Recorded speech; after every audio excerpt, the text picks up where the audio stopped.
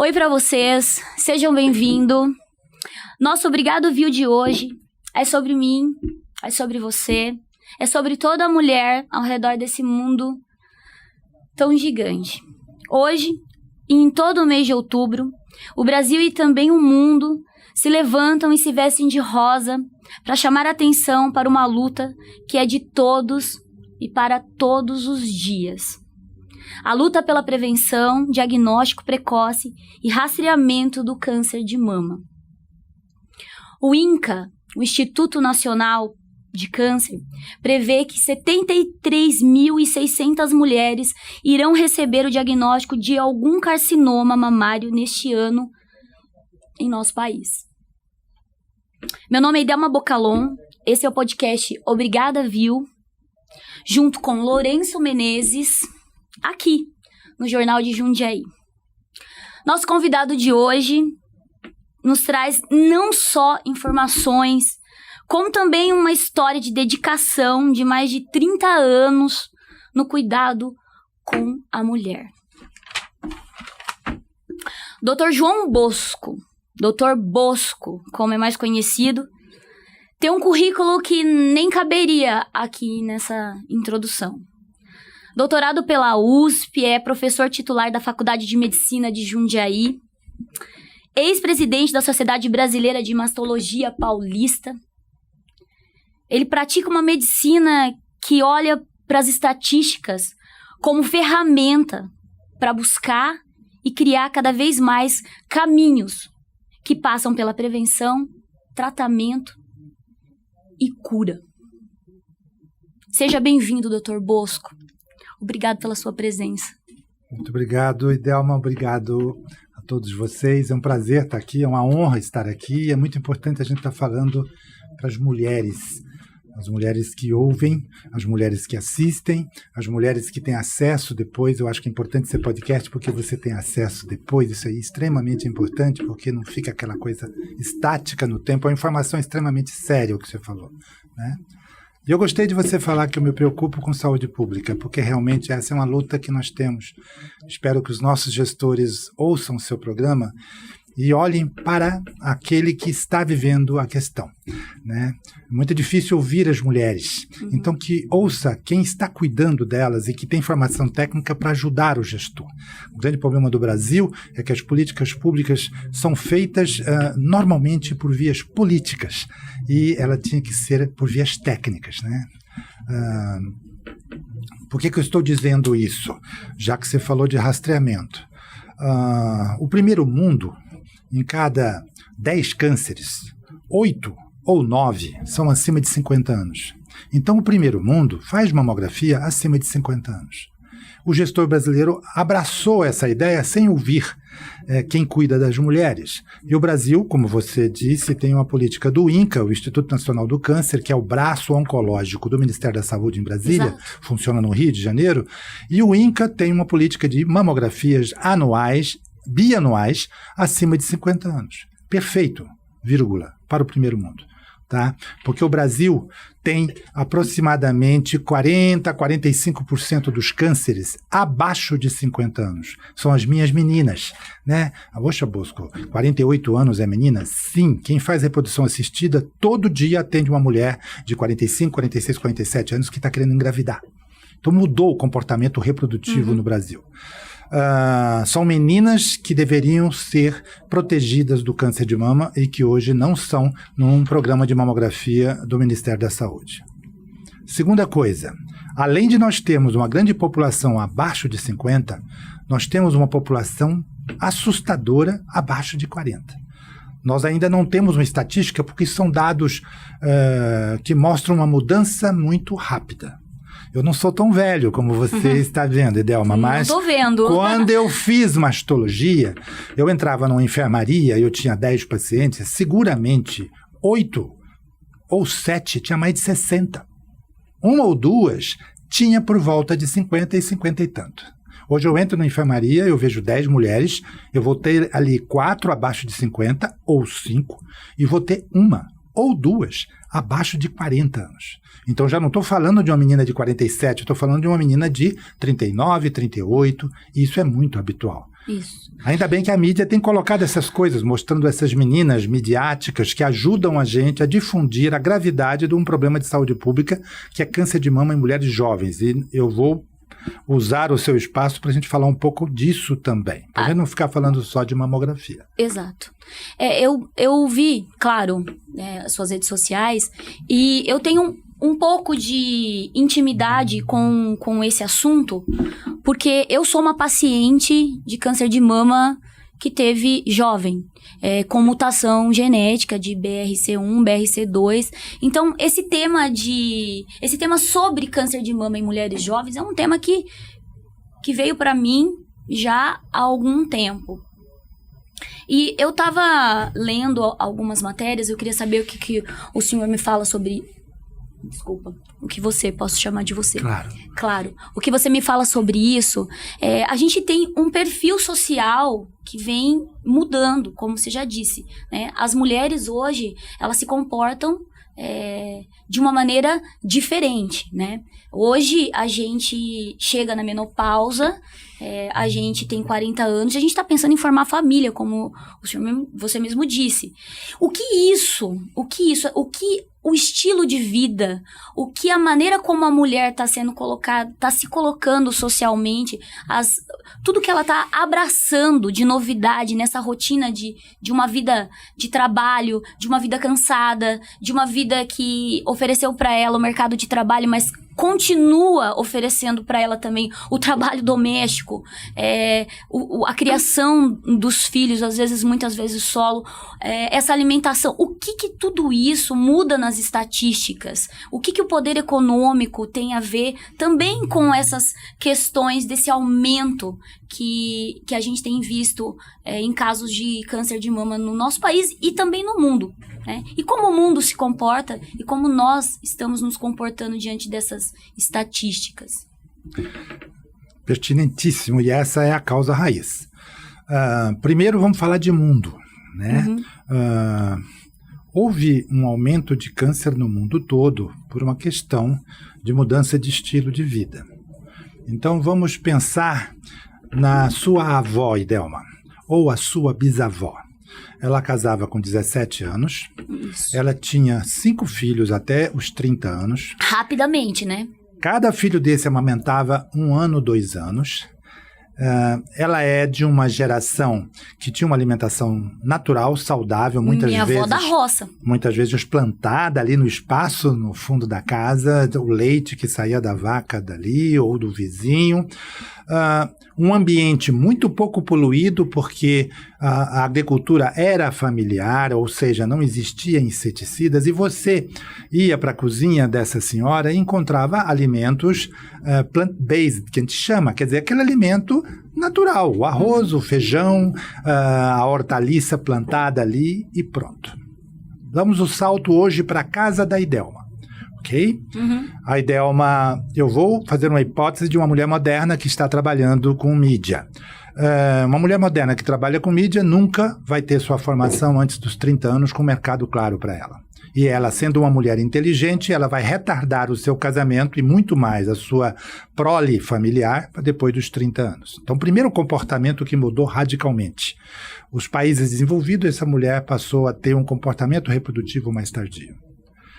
No primeiro mundo, a poluição ambiental, a contaminação de alimentos, o uso de herbicidas e inseticidas, o uso de aditivos químicos para manter um alimento válido por 60, 90, 120 dias, 1 ano, como a gente percebe hoje nas nossas geladeiras, na sua geladeira. O primeiro mundo isso ainda tem o hábito da avó, né? Eles têm muito cuidado com aditivo químico, eles têm muito cuidado com o uso de inseticida. O Brasil tem mais de 200 inseticidas que não são usados na América e na Europa na nossa prática de agrobusiness. Então faltam também vigilância de política pública para melhorar esse ambiente. Nós temos o azar de ter um buraco de ozônio em cima do Brasil, Então, esse buraco de ozônio também nos expõe a uma radiação ionizante que aumenta câncer de mama. Como é isso, doutor Bosco? As mulheres que trabalham em aviação a 10 mil metros têm mais câncer 3 vezes, 4 vezes. Isso aparece nas estatísticas. Do que a população, porque elas estão expostas a uma radiação ionizante. E nós estamos com um buraco de ozônio com a radiação ionizante. Então fica muito claro que a mudança do estilo de vida para ruim do comportamento reprodutivo, e aqui no terceiro mundo, no país de média e baixa renda, onde estão igual ao Brasil, por exemplo, México e Índia. México e Índia também estão vivendo essa mesma problemática. Por que não é Escandinávia? Por que não é França? Porque os cuidados ambientais e as políticas de vigilância, de nutrição e de poluição ambiental nossas são muito frágeis, né? Eu li algumas coisas sobre os Estados Unidos, porque a questão originária do Outubro Rosa, ela começou lá com os norte-americanos. Uma irmã, enfim, perdeu a irmã com câncer de mama, começou esse movimento e isso foi crescendo, tomou uma proporção Outubro Rosa no mundo, né?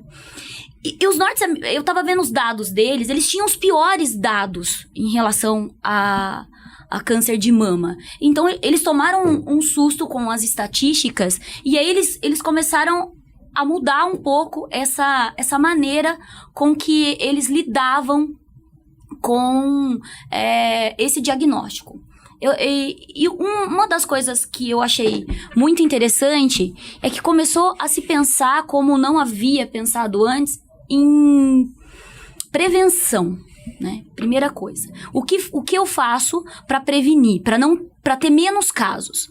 Depois, o que eu vou fazer para diagnosticar os casos que não foram né? Não conseguiram ser prevenidos. E depois, depois de tratar esses casos, eles fazem essa ideia do exame também, do exame chegar até as pessoas. É claro que a medicina, ela é integrativa. O exame, ele é uma ferramenta, né? Uma ferramenta de diagnóstico. Mas sem o exame, a gente não consegue olhar para essa doença para poder tratá-la. Como que, assim como os países de primeiro mundo, a gente pode transformar essa realidade e diminuir, inclusive, os nossos custos, né, do SUS em tratamento com câncer, investindo em prevenção, investindo em coisas que vêm antes, em boas terapias de tratamento. Como que isso funciona? Como é que a gente consegue transformar essa estatística em algo que possa dar uma perspectiva para essas 73 mil mulheres que vão receber esse diagnóstico de câncer? A gente não quer que isso seja algo só assustador. A gente quer que isso seja uma estatística e uma conversa que diga para a mulher que quem é responsável pelas políticas públicas, quem é responsável por cuidar dela, tá olhando, tá investindo em pesquisa, tá investindo em situações que vão fazer com que ela, no ano que vem, isso diminua, né? Esses dados, eles possam diminuir. O que você diz para essa mulher que hoje vai ouvir essa estatística e vai dizer assim: eu não vou ao médico, eu tenho medo de fazer exame, eu tenho medo de procurar porque quem procura, acha. Como chegar até essa mulher e fazer com que ela compreenda que esse é o caminho para, inclusive, reverter essa estatística? Vamos ser didáticos com essa mulher leiga que está nos ouvindo. Claro. Eu tenho 2 cânceres. Um câncer é o câncer populacional normal e o outro câncer é o câncer heredofamiliar. Tá? Alguma coisa por volta de 20% é heredofamiliar, onde se encaixa Idelma. Tá? O que é heredofamiliar? Ou eu tenho uma herança genética de alta penetrância, como citado por você, BRCA1, BRCA2. No Brasil nós temos Lifraumene, que todas essas mutações fundadoras vieram da Europa com os nossos migrantes. Certamente. Por exemplo, a mutação BRCA1, BRCA2 é uma mutação fundadora de judeu Ashkenazi, tá? Que nós temos aqui em Jundiaí, a grande população de Jundiaí de judeus são judeus Ashkenazi, então eles que estão nos ouvindo... Meu DNA genealógico, então, já deu sinal, né? Porque Exatamente. Com 31 anos. Exatamente. Quanto mais genético, mais precoce, né? Segundo é o familiar. O que é a diferença do genético para o familiar? Eu não tenho uma mutação genética, eu fiz o painel genético e não tem nada, mas eu tenho a minha avó, a minha mãe, a minha tia e agora a minha irmã, né? E o painel é negativo. Então nós chamamos isso de câncer familiar. Nós juntamos esses dois, heredo familiar, vai dar aí por volta de 20% dos cânceres no Brasil e no mundo. Os outros 80% é o câncer esporádico. Então, as senhoras que me ouvem, eu não tenho ninguém com câncer de mama na família. 80% dos cânceres é o primeiro evento na família. Então, essa é uma péssima desculpa, tá? Todas as mulheres têm mama. Todas as mulheres têm risco para câncer de mama. E aqui um parêntese, 1 a 2 até 3% dos cânceres serão em homens. Então, também tem que lembrar disso e também tem que se cuidar com relação a isso no Outubro Rosa os homens. A outra pergunta que você colocou na sua pergunta é o que é prevenção primária e o que é prevenção secundária. Prevenção primária, Dr. Bosco, o que eu posso fazer para eu não passar pela situação de ter um câncer de mama? E essa é uma pergunta que tem que ser feita lá na adolescência, se possível dentro do útero da mamãe. Então é um estilo de vida adotado ao longo da vida toda, ou se possível um estilo de vida adotado em um momento que isso possa proteger o câncer de mama. O que nós temos de baseado em ciência? Atividade física. Tá? As mulheres que praticam atividade física importantemente, não é ir passear no parque no fim de semana com a amiga, conversando. Eu sempre brinco, se está conversando não é uma boa caminhada. Tem que estar sem fôlego para conversar. 4 vezes por semana, né? Se puder juntar essa atividade aeróbica um pouco de musculação, essa mulher vai se proteger em alguma coisa próximo de 30% a 40% do câncer de mama. Ou seja, se eu pegar esses 80% de cânceres esporádicos, eu vou tirar o heredo familiar, porque esse é um grupo que eu tenho que tomar muito cuidado. Mas se eu pegar 80% de câncer esporádico, que é aquela mulher que não tem história de câncer de mama, e ela tem uma prática de atividade física saudável, ela vai se proteger em cada 3 mulheres que teriam câncer de mama, uma não vai ter, porque tem uma atividade física legal. Esse é o grande benefício. Segundo, peso, que eu coloco junto com a atividade física. Dificilmente alguém que tem um hábito de fazer atividade física saudável vai ter um IMC acima de 30. O que é IMC, Dr. Bosco? O índice de massa corpórea, onde eu avalio a relação peso-altura e digo que eu tenho um IMC abaixo de 25, se possível, para as mulheres, mas eu ficaria feliz se as mulheres próximas de 45 anos estivessem abaixo de 30. Eu não gosto de obesidade, eu não gosto de IMC acima de 30. Terceiro, uma preocupação brasileira, álcool, né? Álcool claramente aumenta câncer de mama. E as mulheres estão mais ligadas ao hábito alcoólico nos últimos 20 anos no Brasil. Então, diminuir álcool, diminuir peso e aumentar a atividade física vai melhorar muito. E a nutrição, Dr. Bosco? A nutrição entra junto, mas eu não tenho baseado em evidência que esse alimento protege, aquele alimento aumenta câncer. Para a mama, não. Mas eu não consigo entender uma mulher que pesa 50 quilos e tem 1,60 m e faz atividade física 4 vezes por semana, que vai comer feijoada 3 vezes por semana, que vai ter um hábito de McDonald's com Coca-Cola. Sim, porque quer dizer, a ingestão calórica é um estilo de vida da menina que frequenta academia e tem um MC de 20, seguramente vai ser uma alimentação saudável, porque se ela tiver uma alimentação errada, a academia e o não álcool vai aumentar o peso da mesma forma. Quando eu fui ao médico, desculpa te cortar, eles me faziam 3 perguntas, sempre. Você fuma? Era a primeira. Eu, não. Você bebe? Você pratica atividade física? Então, esses pilares, né? Você fumar, você beber e você não se exercitar, te empurra para outros problemas de saúde também, né? Menos importantes, mas que um câncer de mama, mas você vai estar cuidando da sua saúde comum, de uma maneira geral. O que você falou e que eu falei é a palavra estilo de vida. Exato. Né? Quer dizer, como é que alguém que tem um estilo de vida saudável fuma? Eu não coloquei o cigarro porque eu estou falando de mastologia. Estou falando de câncer de mama e eu não tenho evidências do cigarro para mama exclusivamente. Mas o cigarro é catastrófico. Exato. De todos esses que eu falei, é o grande problema de saúde pública, você falou em custo em saúde pública, né? Os países de primeiro mundo e a Islândia, a Austrália está abraçando isso muito, está colocando um cigarro ao custo de $2, $3 para as pessoas pararem de fumar. Né? Quer dizer, eu acho que essa é uma política que encaixaria muito bem no Brasil, mas que tem que ver quem é que está contra isso, os nossos problemas políticos. Ô, doutor, uma pergunta. Claro que a mudança de estilo de vida é muito importante nessa questão primária, né, para a prevenção. Agora, o que eu tenho pouco visto na mídia, um pouquinho mais na internet, por conta do Outubro Rosa, mas menos na mídia televisiva, né? Televisiva.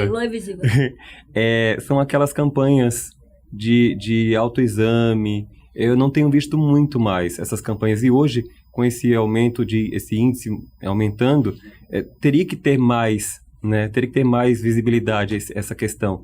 E eu lembro, quando eu era criança, eu assistia todo dia na TV mostrando como fazer o autoexame, né? Acho que isso é muito importante. Eu sei que o autoexame não é suficiente para diagnosticar. Tem que procurar um médico, tem que fazer o exame correto. Mas a mulher sentiu um nódulo, qualquer mudança, alerta ela em buscar ajuda, né? A sua pergunta está na continuação da resposta. Eu tinha falado de prevenção primária, e aí eu ia falar de prevenção secundária. Quer dizer, eu não consegui evitar o meu câncer. O meu estilo de vida não bastou. Eu não sabia que eu tinha uma mutação. Eu não sabia que tinha 2 tias que moram na Paraíba que tinham câncer de mama, irmãs do meu pai. Tá, então você precisa de prevenção secundária, que é o que nós chamamos de rastreamento mamográfico, né? Que vem junto com algumas outras coisas, que é o exame da mama pelo médico e o exame da mama pela paciente. A prevenção secundária, ela é excelente para os 2 grupos que eu falei, para a mulher mais velha e para a mulher mais jovem. Por quê?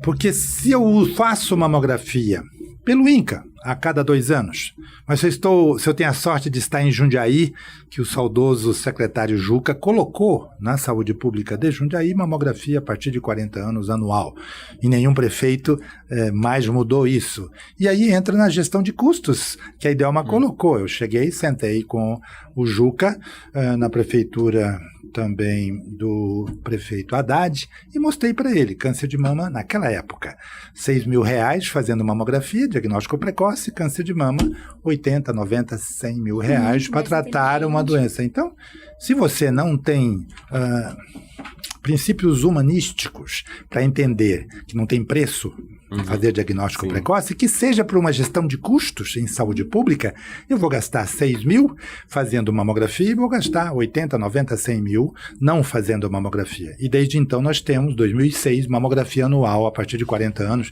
mas pouquíssimos municípios brasileiros seguem esse olhar claro de que isso protege. Nós já estávamos preocupados lá com mais ou menos 19% de câncer que a mamografia achava dos 40 aos 50, que o primeiro mundo diz que isso não é importante. Claro que não. Num país que tem 9 cânceres acima de 50, para que eu vou fazer rastreamento? Mas num país que tem 4 abaixo de 50, isso é fundamental.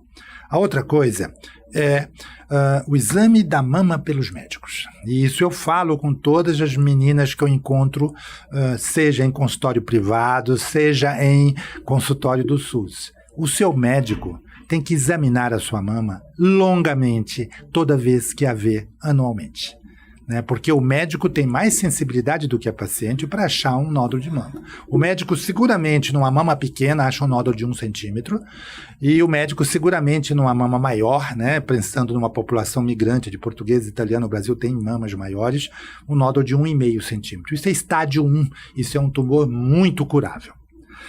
E o terceiro é o que você tocou.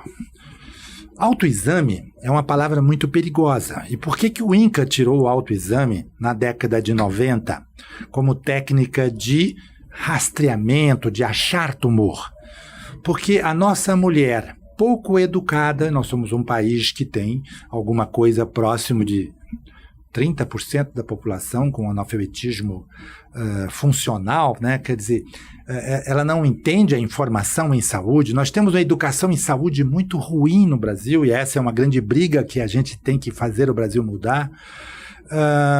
Ela examinava a mama dela, não via nada e falava, eu não tenho nada, então eu não faço mamografia. Como eu não tenho nada e não vou fazer mamografia, eu não vou no médico. Então isso é uma técnica muito perigosa. Hoje nós preferimos falar autocuidado, né? O autocuidado mamário, que é a mulher durante o seu banho, uma vez por mês, e vou explicar por quê, ela palpar a mama dela com o sabonete, fica mais fácil dela sentir a mama, uma mama primeiro, a outra mama depois, ergue o braço, olha a axila, saiu do banho, enrolada na toalha, vai até o espelho, dá uma olhada no aspecto da mama, com o braço caído ao longo do corpo, depois cria movimento com o braço, que é o que você citou, que existiam os folders, que estão voltando. Por que está se voltando? Mas aí volto a repetir. Autoexame, não. Autocuidado com a mama todo ano, autocuidado com a mama todo mês, autocuidado com a mama todo banho, né? Por que eu falei para palpar uma vez por mês? Porque se você tem um nódulo pequenininho que está crescendo e você palpa todo dia, você não percebe o crescimento dele porque você está palpando todo dia. Quando você dá um intervalo de um mês entre o exame de setembro e agora o exame de outubro, poxa, eu não tinha isso aqui mês passado. Então ele é bastante inteligente. Quando palpar essa mama após a menstruação para a mulher jovem e marcando uma data fixa na mulher que entrou já na menopausa. Então a menina de 60 anos vai palpar sua mama todo dia 1º, todo dia 15, todo dia 30, e a jovem menina vai palpar a mama depois da menstruação, porque quando a mama fica mais fácil de palpar, não fica sensível, toda mulher que está me ouvindo sabe disso, a mama é desconfortável no período do meio do ciclo para frente. Então, sempre examiná-la após a menstruação. Mas aí eu chamo a atenção. Autoexame não te protege de câncer de mama. Tem-se que o médico examiná-la, porque você não tem a capacidade de achar o nódulo tão bem quanto o médico, e tem que se fazer mamografia todo ano. E se está no SUS, mamografia a cada 2 anos. Tá?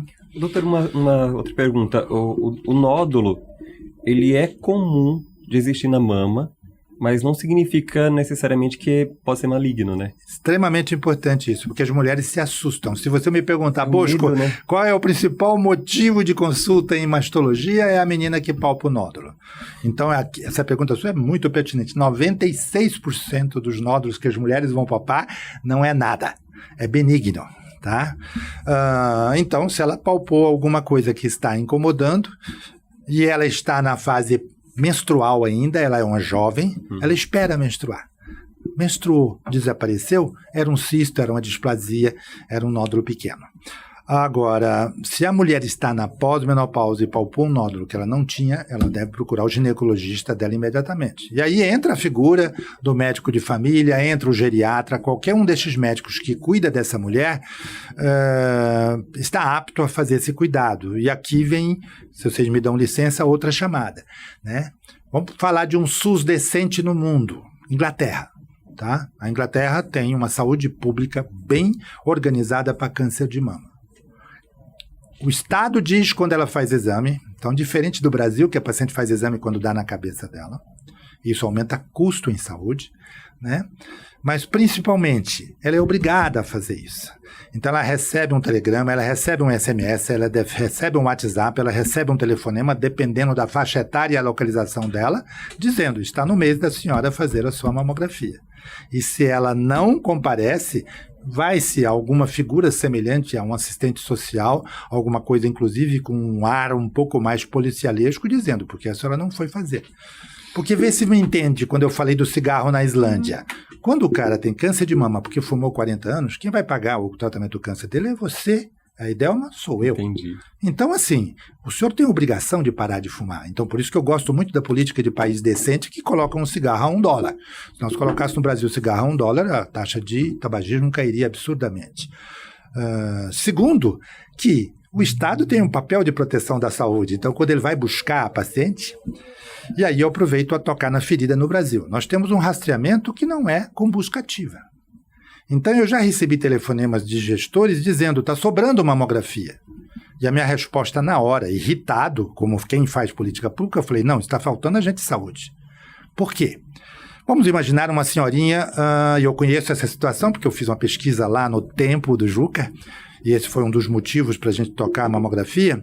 Nós fomos na Morada das Vinhas, no SECAP, onde tem uma grande população de mulheres idosas, que estão naquele encaixe que vocês dois citaram, da mulher que tem medo de mamografia, da mulher que tem medo de achar um câncer, e ela, pouco educada, não consegue pesar o risco dela ter medo versus o risco dela ter uma doença que mata. Então, se tem educação em saúde, ela não pensaria assim.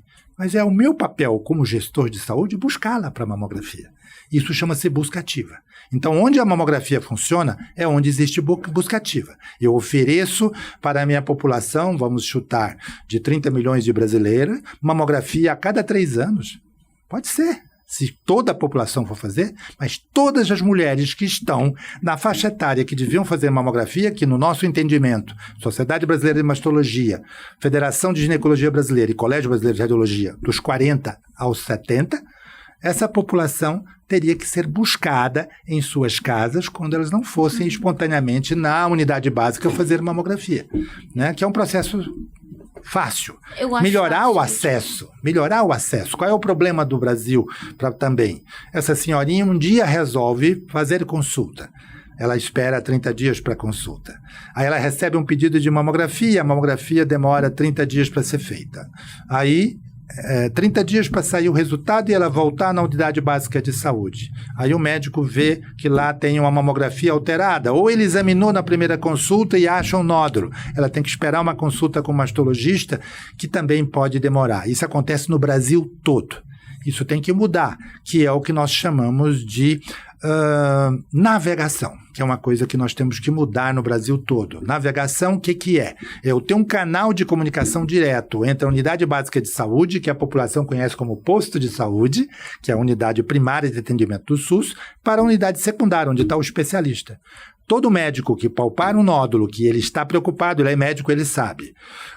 E toda mamografia que for BIRADS 4 ou 5, que são os sinalizadores mamográficos dizendo aqui pode ter um problema, ela imediatamente navegaria direto para o atendimento secundário. A sua mãe tem um mioma, ela vai esperar 3 meses para chegar no ginecologista, não tem urgência. O seu pai tem uma unha encravada que está doendo um pouco, ele tem que passar com um dermatologista para ver aquela unha, espera 2 meses.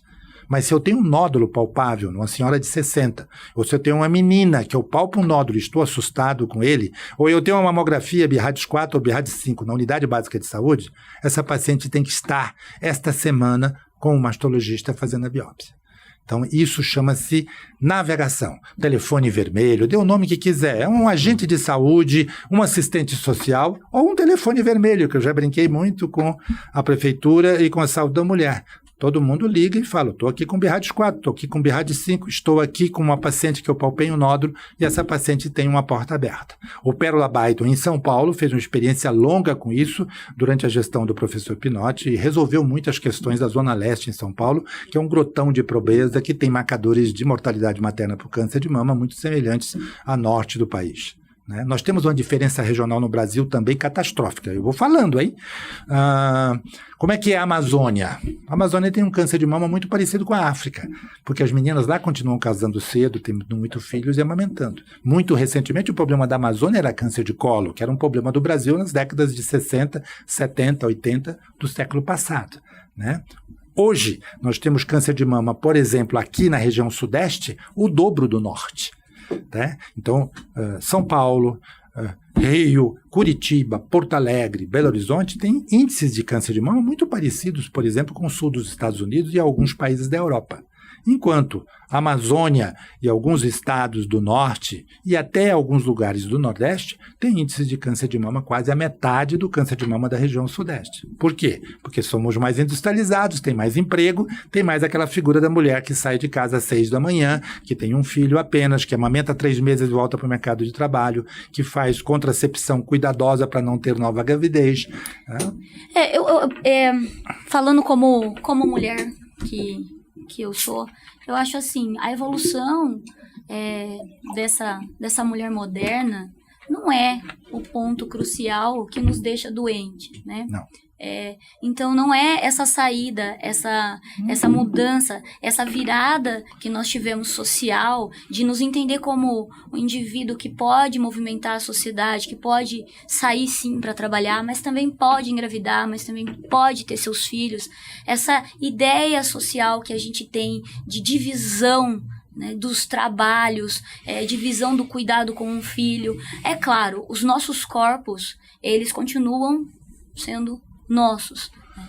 E por isso esse olhar tão, eu acho que além das estatísticas, essa medicina integrativa, o médico, eu estou dizendo por mim, e como eu venho aqui para dizer os meus sentimentos, quando você vai a um médico como mulher, você quer ser recebida com cuidado diante de toda a sua ignorância. Porque a gente realmente, como você falou, eu não fui educada para entender o meu corpo. Eu não fui educada para saber o que funciona melhor para mim. Eu fui educada, e a gente sabe que isso é um tema polêmico, mas eu fui educada dentro de um mundo machista, patriarcal, e que fala para mim o seguinte: você vai nascer, crescer, você vai trabalhar, porque agora às vezes você cria seu filho sozinho, você vai... E ainda assim, você vai ter sensibilidade para cuidar do seu corpo. Quantas vezes, doutor, eu cheguei ao médico e pedi uma mamografia? Eu acho que tem vários lados. Eu sei que dentro da medicina, assim como dentro de qualquer outra profissão, tem gente que ama e tem gente que não há o comprometimento que podia haver. Então, a gente atende pessoas muito simples, pessoas que a não educação eu vejo como essa virada simplicidade. Então, eu não entendo mesmo o que o médico está me dizendo, não porque me falta inteligência, mas porque isso não foi conversado comigo, né? Quando eu era uma adolescente, quando eu era uma criança, porque a criança, garota, eu tenho que falar com ela sobre o corpo dela desde sempre, né? E então a mulher, ela vem sempre passando por muitas barreiras, cada vez é uma barreira. E quando a gente fala que as políticas públicas precisam ajudar as mulheres a vencer essas barreiras, porque não dá para ela fazer isso tudo sozinha. Então a gente tem a ciência, a gente tem aquele médico que é incrível, que vai estar lá no postinho e ele vai movimentar. A gente tem aquele líder municipal que, independente de como funciona qualquer coisa no mundo inteiro, gente, é só comprar um mamógrafo, botar o mamógrafo lá e fazer mamografia. Então, assim, como você disse, doutor, o que eu preciso ser de primeiro mundo para pegar um celular e disparar e fazer um censo? Eu sei quem existe na minha cidade. Uma prefeitura, ela tem condições total de saber quem é essa mulher que mora no município, né? Quem é ela? Como ela vive? A gente consegue, acho que os municípios, a gente tira do macro e começa a botar isso no micro, a gente consegue fazer um trabalho de rastreamento que vai salvar vidas, independente de dados. E desculpa se eu tô falando assim, mas é porque é um assunto que me toca muito. Porque eu, além de eu ter, eu vi. Eu frequentei Campinas, tem um centro de cuidado com a mulher, não só de câncer de mama, e durante o CAISM, e durante muito tempo, eu tive uma amiga que, claro, palpou esse nódulo grande, enfim, ela fez o tratamento lá. Eu não sei o quanto que isso trouxe para minha vida, mas foi muita coisa. Eu conversei com muita mulher sentada ali esperando. Cada dia que a gente chegava lá, fosse para fazer a quimioterapia dela, fosse para fazer um exame de rotina, todos os dias tinha um mar de mulheres sentadas esperando, cada qual com a sua história de vida. Então, as estatísticas e a ciência, elas precisam movimentar o bom médico, o bom gestor, para chegar até essa mulher e diminuir esses dados. Porque eu acho que tudo isso que a gente está conversando vai em direção a essa ideia, né? Como que eu mudo o mundo para eu mudar o diagnóstico ou para eu não tê-lo? E tendo, como eu trato essa mulher rapidamente para que ela não tenha tanto medo da quimioterapia, porque ela entenda que existe um índice de cura gigantesco com um diagnóstico precoce. Câncer, gente, de mama não é uma sentença de morte. Sentença de morte é o não investimento em políticas públicas para as mulheres. É ignorar a mulher que está lá no bairro, a mulher que não tem acesso a um bom médico. Então, doutor, eu te trouxe aqui com muita alegria, porque eu vi que você é esse médico que a mulher precisa. Para a gente botar esses dados num lugar que ele não nos assuste, tá?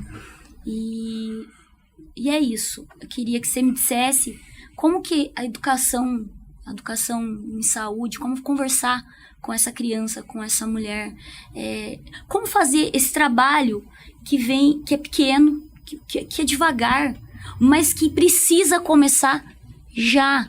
Porque a gente não atinge resultados incríveis em curto espaço de tempo, né? A educação é um processo lento. Inclusive, das populações menos comprometidas com isso. Como que você faz isso na sua vida, doutor? Como que você separa a ciência com o manejo com essa mulher assim de frente no seu consultório? Eu acho que esse é um paradoxo que não existe. Na verdade, é uma nova medicina que ficou muito tecnológica, que ficou muito técnica, que transformou esse médico numa pessoa que trabalha 14 horas por dia, subremunerado, desmotivado até na sua formação, porque hoje nós temos um problema de escolas mal estruturadas no Brasil, formando médicos e jogando, que não tem residência médica. Esse é outro podcast, tá? Mas eu não consigo entender alguém que atende um paciente em saúde da mulher, que não tenha a ciência toda à disposição dele e, ao mesmo tempo, tenha uma visão antroposófica de atendimento, né? Eu tenho muito cuidado com a palavra integral, porque nós temos uma medicina de Instagram, né, de medicina integrativa que não existe, né? Então, assim, eu não consigo entender medicina que não seja integral, né? Eu vou atender uma mulher, eu tenho que saber quanto é o LDL dela para saber se ela tem um risco de infarto, eu tenho que saber qual é a cintura abdominal dela para ver se ela tem uma síndrome metabólica. Esse é o papel de um ginecologista, esse é o papel de um médico de família, esse é o papel de um geriatra. Quer dizer, o atendimento tem que ser sempre olhando para o paciente como um todo. Eu não posso olhar para o paciente com Papa Nicolau e mamografia. Eu não sou um ginecologista se eu faço isso, né? Eu não faço ginecologia, eu faço saúde da mulher, eu tenho que ver ela como toda.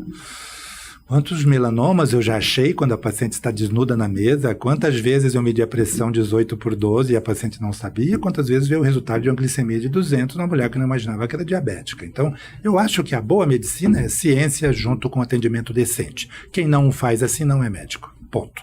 Técnico em saúde, eu falo muito isso para meus alunos quando estão se formando. Cuidado, vocês estão sendo preparados para ser um médico, não um técnico em saúde, né? Conversar com a paciente um bom tempo e em cima disso pedir exames, e não pedir exames como nós vemos hoje. Estão quebrando os convênios e daqui a pouco nós vamos ter uma medicina 100% SUS no Brasil, porque os convênios vão sair do mercado, porque se pede exame sem necessidade de monte. Mas se você olhar a estrutura do Ministério da Saúde em termos de legislação para câncer de mama, as coisas são muito estruturadas. O problema realmente é que a saúde e a educação são municipalizadas, né? Brasília manda o dinheiro para 7 municípios, por exemplo, aqui na nossa macro-região Jundiaí, e esse dinheiro para o atendimento do SUS terciário e secundário vai fazer esse atendimento, né? Então depende muito da gestão local. E você disse bem, né? Por exemplo, a situação que nós temos em Jundiaí é bem diferente dos 6 municípios que estão em volta, né? Nós sabemos muito bem disso. Exato. Não vamos entrar em questões, mas Jundiaí é uma ilha de saúde e eu falo para o meu aluno, para o meu residente, vocês estão trabalhando em Amsterdã. Isso é um recorte muito particular do nosso país. Isso repete 2% dos Exato. municípios do Brasil e 98%. Outra coisa que você tocou é a questão de um país pobre. E aí o câncer de mama tem esse preconceito no seu diagnóstico, no seu tratamento, na sua cura. Nós não temos muitas drogas absolutamente necessárias no SUS. E essa é uma briga da Sociedade Brasileira de Mastologia, da Oncologia Clínica Brasileira, para a gente trazer drogas que nós temos no meu paciente privado e eu não tenho no SUS. Em alguns, porque tem alguns privados que também que não usam as drogas que estão disponíveis no mercado. Não vou discutir o privado, porque eu acho que assim, nós temos 70% da população dependente do SUS. Então nós temos que fazer uma briga para resolver esses 70%. Claro. Né? E quando eu educo as minhas pacientes, quando você vai fazer um convênio, veja que convênio você está fazendo, porque eu prefiro às vezes ser tratado no Pérola Byton, no Hospital das Clínicas, no ICESP, no Hospital São Paulo, né, do que ser tratado por um subconvênio que não oferece um tratamento decente, mas eu não vou entrar nessa discussão. Não dá para entrar. Não dá para entrar. Mas assim, no SUS, nós temos esse problema do rastreamento. A paciente que chega num consultório médico com um convênio, eu peço a mamografia para ela marca a mamografia com 40, com 60 dias, ela volta comigo com o resultado com a bela mamografia. Né? Em Jundiaí isso acontece muito fácil, mas eu não moro em Jundiaí, eu moro no Brasil. Né? No Brasil, o tempo de mamografia chega a 90 dias. O resultado de uma biópsia de câncer de mama em alguns lugares do Norte e Nordeste demora 60 dias. Muito recentemente, a imunistoquímica, que é a arma final para eu definir se a paciente vai para quimioterapia ou para cirurgia, em alguns lugares demorava 90 dias. E eu sei que eu tenho que tratar a paciente com câncer de mama em 60 dias. Eu tenho uma lei para isso. Eu tenho uma lei federal que obriga a mamografia todo ano no SUS. Eu tenho uma lei federal da presidente Dilma para reconstrução de mama obrigatória no SUS. Ela ocorre em 10% das pacientes, sendo que esse 10% está predominantemente no Sul e no Sudeste. Né? Então, o que nós temos que fazer que o gestor entenda é que nós não vamos ter um país decente onde as mulheres morrem de câncer de mama por falta de diagnóstico precoce. Né? E junto com isso entra a educação. E esse novo câncer de mama das mulheres jovens acende uma luz verde para a gente começar a preocupar com educação em saúde. Né? Não é para câncer de mama, não.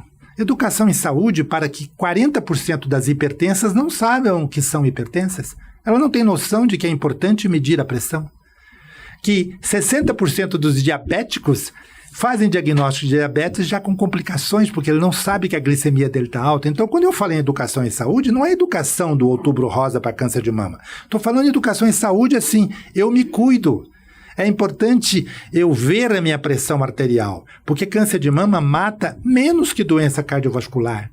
Então, eu tenho que também pensar em doença cardiovascular. Câncer de mama é um problema de saúde pública, como o diabetes o é numa população que tem uma herança de portugueses, de italianos, de alemães, que tem muito diabetes.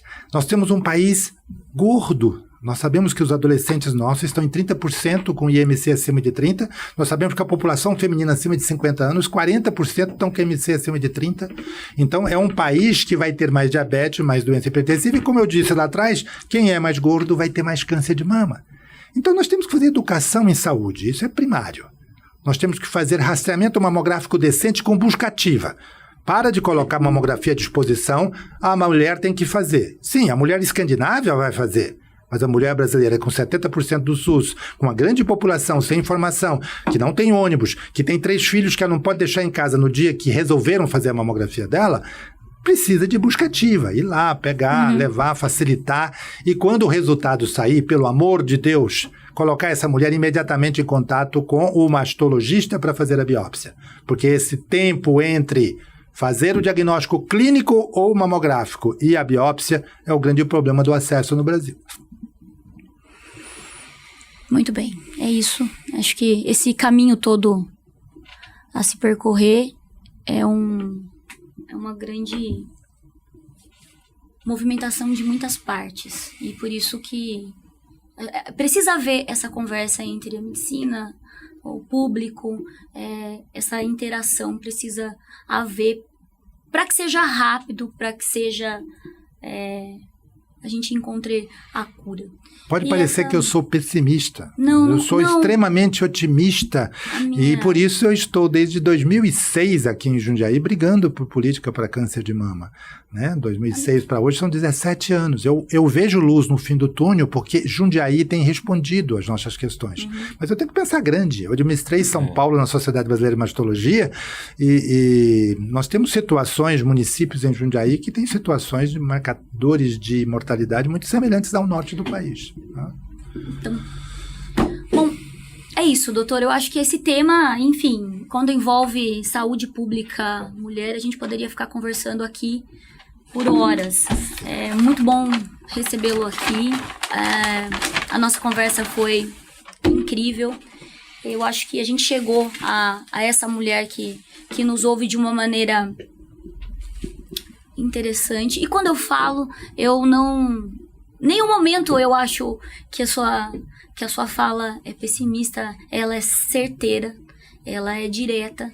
E quando eu trago essa perspectiva da mulher é porque é assustador. Quando a gente ouve tudo isso, a gente entende o que está acontecendo e a gente coloca em questão que eu posso ser, né? Essa mulher a vir a ser diagnosticada.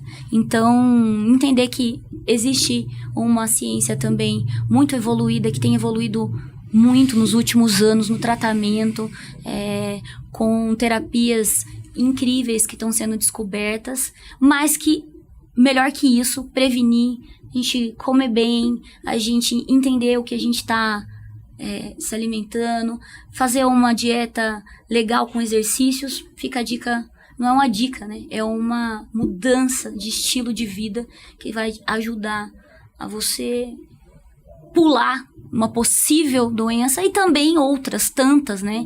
Que eu acho que saúde com estilo de vida melhor, isso daí faz bem, inclusive não só para o corpo, faz bem para a alma, né? Saúde não é a ausência da doença só. Saúde é toda essa que envolve a gente, é uma questão psicossocial, cultural, né? Que a mulher precisa ter. Fazer as considerações finais. Eu tenho um presente para você. Espero que goste. Eu fui lá fazer. E tem uma história nisso. Eu fui fazer esse quadrinho ontem e a menina que tava fazendo, eu esqueci de perguntar o nome dela, ela disse assim: eu conheço o Bosco, Dr. Bosco. Eu falei, a minha avó falou dele. Ele atendeu a minha avó no HU. Aí eu disse assim, não resisti, né? E o que a sua avó me diz? Ele é muito humano, ela ama ele. Te mandou um beijo. Ai, que delícia, que delícia. Eu estou 17 anos tentando por causa desse retorno. O paciente dá um retorno muito positivo, né? E numa prefeitura que dá retorno e num paciente que dá retorno, a gente não pode sair de campo, né? E tento formar novos médicos com esse olhar humanístico, porque o tratamento da paciente é parte da cura. E essa capacidade de mudar estilo de vida depende muito do médico, né? Você tem que dar o exemplo do estilo de vida. E tem que ter muita paciência, porque realmente vocês repetem 1000 vezes a mesma coisa. E a gente segue não entendendo muitas delas. E é difícil mudar o estilo de vida. Então, assim, você tem que estar junto. Você tem que estar junto com o paciente. Exato. Né? Muito obrigado pelo espaço, foi um prazer. Eu tenho certeza que nós vamos repercutir isso nos corações, nas cabeças, tanto de paciente quanto de gestores, e aí com isso melhorar a situação do câncer de mama no Brasil. Muito obrigado. Isso, eu que agradeço. A gente finaliza o nosso Obrigado Viu de hoje com o Dr. João Bosco. E o recado fica para você, mulher, que assiste aqui, que está aqui com a gente, entender que Nós estamos juntos. E cuide-se. Cuide do seu corpo, cuide da sua mente, procure e exija os seus direitos. Você os tem. Um grande beijo a todos. Acompanhem o nosso episódio aqui nas redes sociais do JJ, no YouTube. E é isso. Amei meu presente, amei meu presente. Que bom.